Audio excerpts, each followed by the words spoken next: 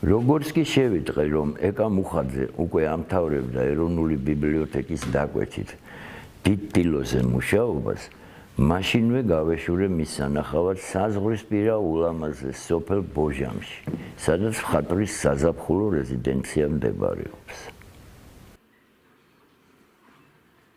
რაც მე გიცნობ შენ და მინახია შენი შემოქმედება. აი თბილისში, შენ სოლოლაკში, შენ სახლში როცა ხატავ.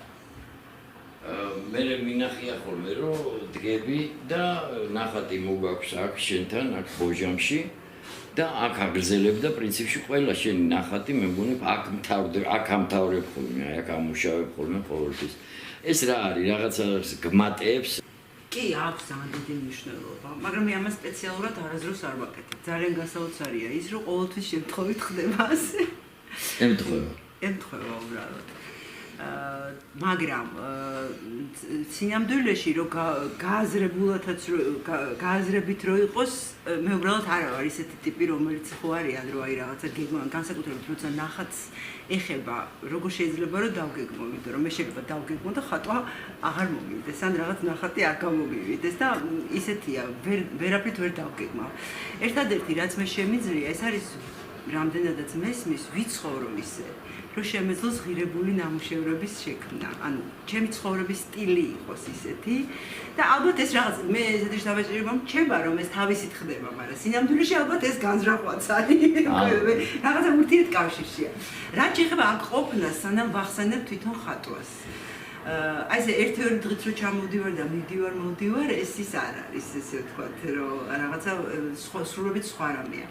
მაგრამ აი როდესაც მე აქ ჩამოვალ და გავა რამდენიმე დღე და უკვე ამ რამდენიმე დღეში ერთი კვირა თუ დავჭი უკვე მგონია რომ სულ აქ ვარ და არასოდეს აღარსად არ უნდა წავიდე, აი როცა ეს უკვე მივხვდება, ანუ მე ცოტა კიდე შევყვები, მე რაღაცა მეხსნება, არა მარტო მე, ასე ვთქვათ, ყველას მოვიდა ეს, მაგრამ მე აღმოვაჩინე ეს, რომ რაღაცა ბედნიერების შეგრძნება თითქოს უმიზესოდ არაფრის გამო ქვია ამაზე სხვათა შორის რამოდენიმე დღის წინ. რაც ახლა ქალაქში ჩვენ ისე მივხვდი რომ მე ძალიან მიყვარს ესეთი რაღაცეები. დიდად რომ გითხათ ბოლო დროს იშვიათად მაქვს აი ესეთი უმიზეზო სრულია და აი რაღაცა სიხარულის შეგრძნება, რომელიც რაღაცა გავსებს, ალბათ ბედნიერების შეგრძნება, ასე რომ აი ფოთლები, უცებ რომ აი რაღაცა ეს ფოთლები შრიალებენ, ეს ამდენი თითქოს რაღაც საიდუმლოებები აქვს და აი რაღაცა ეს რომ სამყარო გასაოცარია, რაღაცა აი თავის ჯადოსნურობას. აქმა ბუნებრივია რომ ამ აქ ყოფნის დროს მიმძაფრდება და როგორც ჩანს და როგორც ყველა ადამიანს ალბათ სხვაებიც ისე არიან წესით ბუნების გარემოცვაში ყოფნა განსაკუთრებით დღევანდელ თანამედროვე ადამიანს ან თავისუფლებს ძალიან ბევრი რაღაცა სხვადასხვა აი ესეთი რაღაცა საფიქრალისგან, რომელიც შეიძლება ჩვენ რაღაცნაირად გვამძიმებს, რაღაცა თავისუფლდები და რა თქმა უნდა, ეს იმ კონდიცია, ეს ხატვისთვის ძალიან მნიშვნელოვანია. ალბათ ჩემი როგორც ადამიანისთვისაც რა თქმა უნდა მნიშვნელოვანია, მაგრამ როგორც მხატვარისთვის ალბათ, როდესაც იმდენად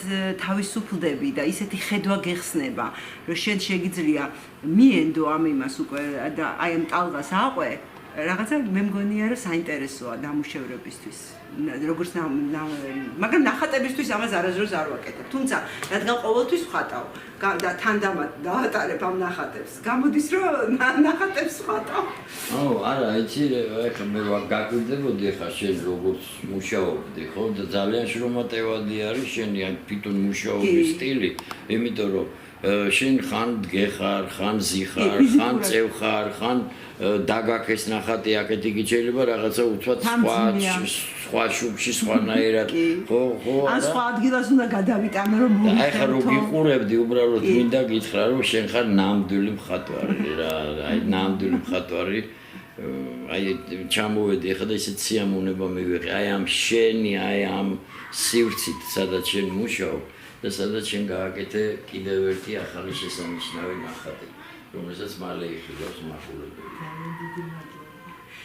ეს არის ზღაპრული სოფელი, საზღვრისპირა სოფელი, რომელზეც არის ხალხური ზღაპარი, ჯადოსნური ყვავილის გულისხმობს ბოჟმის ყვავილი რომელიც სადღაც აი აქ ჩვენ სიახლოვეს, სადღაც არის ეს ყვავილი და ალბათ როგორც ყველა ზღაპარში აი გზაჯვარელიზე აქეთ წახვალ, ეს არის, იქით წახვალ, ეს არის, რა ჩაუთქვა და მე მგონი აი ეს ამაშიც გასაღებია ეს ზღაპრული როა და საზღვრისპირა იქნებ დაიწყოს აქედან რაღაცა პატარა ესეთი ნაპერწკალი. და ჩვენ საქართველოსაც უსურვოთ აი ყველა ზღაპარი როგორც თავდება ჩვენიკო, ქართული ზღაპრები როგორც თავდება ჭირი, ხალხინია, კატოიკა, ფქვილია. ეს ჩვენი 72 გმირიც ლიტერატურული ქართული ლიტერატურული გმირების თანავარსკვლავედი. ეს არის ბატონი კონსტანტინე გამსახურდიას იდეა ამ პროექტის შექმნის და აი ეს ჩვენი ლიტერატურული გმირები, ესეც ხო საერთოა, ამაზე მსჯელობაც რამდენი მე მგონია რომ აი მაინც მინდა ის ვახსენო რომ ჩვენი აი ეს იდეა დიალოგის, დისკუსიის რომლის მხარდამჭერი არის იუსკი, სკანდინავიური ბრენდი და რომელმაც თავისი ნებით ძალიან გამოთქვეს სურვილი რომ ქართული კინოს მხარდამჭერები ყოფილიყვნენ.